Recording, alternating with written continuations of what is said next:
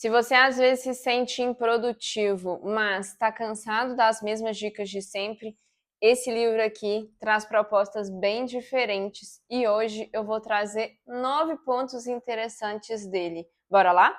Olá, investidores! Meu nome é Amanda Cecília, eu sou especialista em investimentos e se esse assunto te interessa, já se inscreve aqui no canal porque tem vídeo toda semana e me segue também lá no Instagram para não perder nada. E hoje, então, eu vou falar de mais um livro que eu li esse ano, que é esse Produtividade do Bem. E para mim, né, ser mais produtivo também relaciona muito com a parte de trabalhar e, consequentemente, ganhar mais dinheiro e saber o que fazer com ele depois para investir. Então, eu acho esse tipo de assunto muito interessante. Às vezes eu me pego frustrada, sentindo que eu tô longe de dar conta de tudo, que eu deveria conseguir ser mais produtiva, que eu procrastino demais. E então quis ler esse livro, também porque ele é muito bonito, é da H1 Editora, mais um livro que eu compro deles e realmente as edições deles são maravilhosas, né? As publicações. Então, resolvi dar uma chance para esse livro. E esse livro aqui, ele se divide em 3 partes. A primeira, ele chama de energizar, a segunda de desbloquear e a terceira de manter. Então a ideia é assim, em termos de produtividade, primeiro você tem que procurar ter mais energia, assim, se animar, e aí tem 3 dicas que eu vou trazer sobre essa parte. 3 dicas da parte do desbloquear, então realmente começar a destravar sua produtividade, e 3 dicas do manter, com o objetivo de garantir que mudanças que você faça ou que você tente fazer, né, que você não implemente só uma vez e perca, mas que isso possa ser mais duradouro. Então, dessa primeira parte, né, de energizar, eu separei 3 pontos específicos que eu queria comentar aqui. O primeiro, e é do primeiro capítulo, ele fala sobre a importância da gente tentar ter uma diversão no que a gente faz. Então, em geral, ele fala, né, que para a gente ser mais produtivo, a gente teria que tentar colocar ali diversão, poder ou pessoas. No caso da diversão, ele fala, será que a gente consegue encontrar uma forma mais lúdica de fazer alguma coisa que você não gosta? Então, ele sugere, por exemplo, incorporar as brincadeiras à vida diária, para se sentir um ser humano mais realizado. Então, tentar trazer para aquelas coisas do seu dia a dia, que às vezes são meio chatas, algo que você gosta. Então, por exemplo, às vezes escutar uma música enquanto você está trabalhando, em algum momento você está ali com mais dificuldade em alguma situação, você coloca uma música que você gosta para te incentivar, seja antes e logo depois fazer a atividade. Então, realmente procurando ter mais essa energia. O segundo ponto é a sugestão da gente se expor a pessoas que fizeram coisas que nos inspiram de alguma forma. Então ele fala de ler livros, ouvir podcasts e ver vídeos com histórias de pessoas que tiveram sucessos em áreas que te interessam, ou encontrar pessoas passando pelo mesmo desafio que você tem e passar algum tempo com elas, ouvir as histórias, porque isso traz a sensação de se elas conseguem, eu também consigo. E isso faz parte do energizar. Sabe quando você vê uma história de superação em algum documentário, algum filme que você sai animado com isso? A ideia é trazer isso um pouco para o seu dia a dia. Então, talvez num período que esteja mais desanimado, procurar essas fontes pode ser uma opção legal. O terceiro ponto dessa parte de energizar é sobre trabalhar em conjunto. Então, se você trabalha em casa, né? Eu, por exemplo, trabalho em casa a maior parte do tempo, você procurar estar com outras pessoas, mesmo que não seja fazendo as mesmas atividades, né? Meus amigos não vão trabalhar na mesma coisa que eu, mas estar as pessoas juntos no mesmo ambiente, porque ele defende, e tem estudos sobre isso, que isso ajudaria a manter o foco e fazer você se sentir melhor. E eu realmente acho que isso, assim...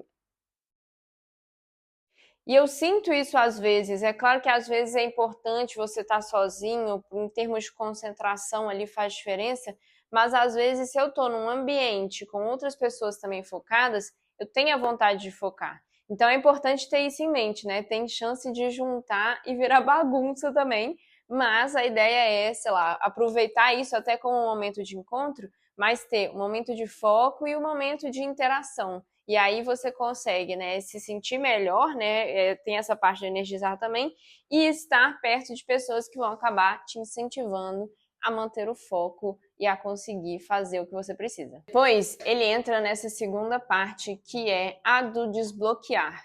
E um ponto que eu achei muito interessante, que eu me identifiquei demais, é quando ele descreve a questão da paralisia da incerteza. E ele fala que ela acontece quando ficamos sobrecarregados pelo desconhecido ou pela complexidade de uma situação.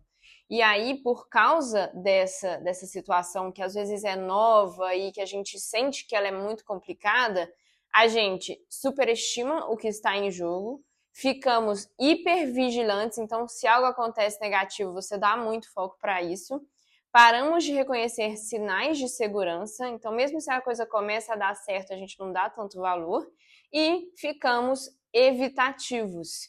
Então, existe todo um ciclo ali que realmente te mantém paralisado. Eu acho importante reconhecer isso, porque no final a gente precisa entender que a gente está nesse ciclo para procurar formas de sair dele. E aí, depois que a gente reconhece, tem o próximo ponto dessa parte, que é a questão da intenção de implementação. Isso eu achei demais. Então, eu já fiz um outro vídeo falando sobre as metas NICE, né? Que é um acrônimo que ele criou ali para falar como a gente poderia organizar as metas de uma forma diferente, mais focado num curto prazo e naquilo que a gente consegue fazer e não no resultado específico. E depois ele fala sobre a intenção de implementação. Então, quando a gente quer mudar alguma coisa, a gente precisa definir qual é o momento, qual é o dia, qual é o horário que a gente vai começar a fazer isso. Porque senão a gente acaba ficando preso na rotina, nas outras mil atividades, a gente realmente esquece ou não tem nem tempo de pensar nisso. Então, se a gente quer fazer algo diferente, a gente realmente precisa dessa intenção. Isso faz muita diferença. E a intenção de implementação, ela não é só uma questão do horário, mas ele também fala sobre gatilhos. Então, se a gente acostumar com a ideia de se acontecer X, eu faço Y. E ele dá alguns exemplos, né? Por exemplo, quando eu entrar na cozinha, comerei uma maçã. Ou, quando eu chegar do trabalho, ligarei para minha mãe. Então, a gente cria esse gatilho para entender aonde a intenção da implementação é exatamente essa de aonde na minha rotina eu vou encaixar essa coisa que eu gostaria de fazer. Como que eu vou fazer para que eu consiga desenvolver algo que me interessa? E o terceiro ponto dessa parte do desbloquear, né, sexto ponto do vídeo, é sobre a regra dos 5 minutos. Então, a minha anotação foi se obrigar a fazer o que precisa por 5 minutos. E, se for possível, continuar. Então, quando você vê que você está com muita preguiça de fazer alguma atividade, ou por qualquer motivo, se você está evitando ela porque ela é difícil, porque ela dá trabalho, ou realmente porque você não está com vontade, ele sugere que você coloque um timer e faça aquilo por 5 minutos.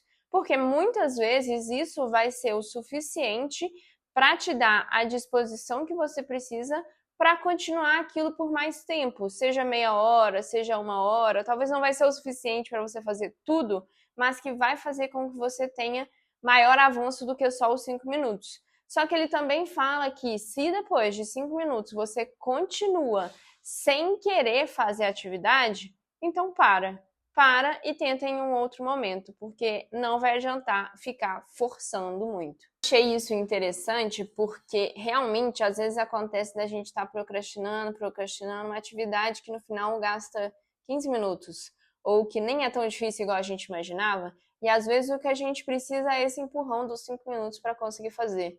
Esse vídeo é um pouco isso, eu tô gravando no fim do dia, durante a semana, cansada, mas eu falei, vou começar. E então, acho que eu vou gravar tudo aqui, quem sabe já conseguir começar a editar também. E agora a gente vai para os 3 últimos pontos, que é na parte manter. Então, depois que a gente entende como se a gente se anima mais, que a gente entende o que acontece, né? Se a gente tem essa paralisia da incerteza ou não, e como que a gente pode ajudar a nós mesmos a desbloquear esse ânimo da produtividade, a gente tem que preocupar em manter. Essa parte, então, o 7º ponto do vídeo é um comentário que ele faz que me pegou muito, que é: frequentemente, o que fazemos quando estamos sem energia é bem diferente do que gostamos realmente de fazer para nos reenergizar. E, de fato, me peguei muito nisso, né? Porque às vezes a gente está se sentindo cansado e a gente vai ficar, sei lá, no Instagram, no TikTok, no YouTube muito tempo, e aí no final a gente não se sente de fato descansado. Então é importante cada um entender o que estimula mais a gente a descansar, a se reenergizar, para poder ter mais essas atividades. E aí, inclusive, o que ele fala também é para a gente estabelecer horários específicos para atividades criativas, para atividades que te façam sentir bem e diferenciá-las do trabalho. Então, uma pessoa, por exemplo, que começa a fazer cerâmica para divertir, para se descansar, porque gosta desse tipo de atividade, se ela mudar para fazer isso para vender, já não é mais uma atividade reenergizante. Então, tem que ser algo realmente separado do trabalho. Depois, ele traz outros 2 pontos importantes para a gente pensar em se sentir bem, que é sobre contato com a natureza. Então, ele fala que tem estudos que mostram como é importante a natureza na nossa vida para a gente se reenergizar.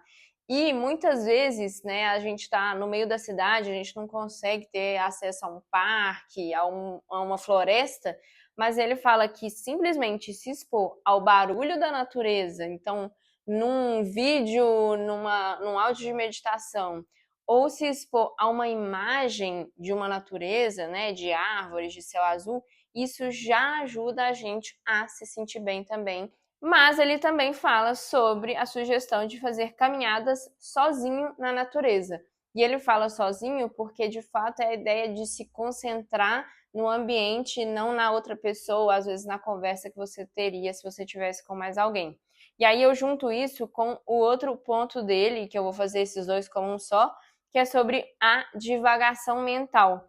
Então, é a recarga por meio de simplesmente não fazer nada em alguns momentos. E eu acho que essa ideia de caminhar na natureza sem precisar preocupar com nada, sem, sei lá, estar escutando um podcast, sem estar escutando música, simplesmente fazendo essa atividade, também ajuda a gente a liberar a cabeça.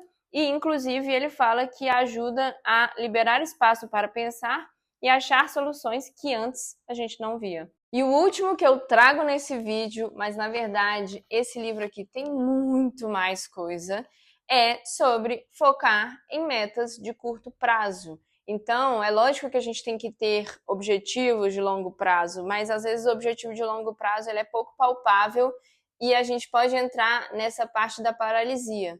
Então, é melhor focar no que a gente consegue fazer hoje. E nisso, ele até traz uma sugestão, que é fazer uma meta para cada uma do S, T e R. Então, saúde, trabalho, relacionamento. E aí ele dá algumas sugestões aqui, né? E que isso vai acabar mudando ao longo do tempo, ainda mais que são metas de curto prazo. Talvez você rever ali toda semana para ver qual é o seu foco na saúde, no trabalho ou no relacionamento toda semana. Ele dá o exemplo de saúde, academia de 3h30 às 4h30, de trabalho, progredir na redação do livro, e de relacionamento, ligar para a avó. Depois ele dá um outro exemplo, se você é um universitário e deseja melhorar as notas, então, de saúde, correr meia hora depois da aula, de trabalho, estudar 1 hora a mais para a prova de amanhã, e de relacionamento, tomar um café com Catherine após a sessão de estudos.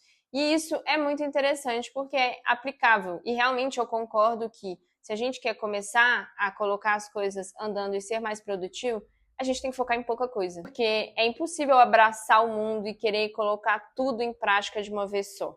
E, inclusive, esse vídeo já tem mais ideias do que a gente vai conseguir aplicar de uma vez só. Então, eu vou colocar, inclusive, a lista aqui embaixo dos 9 pontos. Olha para eles e pensa pelo menos um, mas não mais do que 3, que você gostaria de focar em 2025 para começar a te ajudar a melhorar na produtividade. Eu diria que os meus são, Primeiro, a parte de intenção de implementação, que eu achei muito interessante, já tenho usado isso, inclusive. Segundo, eu quero o ano que vem experimentar isso de, às vezes, uma vez por semana, às vezes uma vez a cada 15 dias, encontrar com amigos, com outras pessoas para trabalhar ao mesmo tempo, mesmo que seja cada um no seu. E o terceiro é definir essas metas. Então, pegar ali 3 metas, entender qual que é o meu foco de curto prazo e simplesmente realizá-las sem focar no longo prazo, nas grandes metas. E você, então, me conta aqui embaixo em que você vai focar. Se você gostou desse vídeo, deixa seu like, porque é muito importante para o canal. Não esquece de se inscrever também. E se quer saber mais, vai ler lá o livro, porque eu realmente gostei muito. Eu não esperava gostar tanto e valeu a pena. Obrigada, investidores, e até a próxima.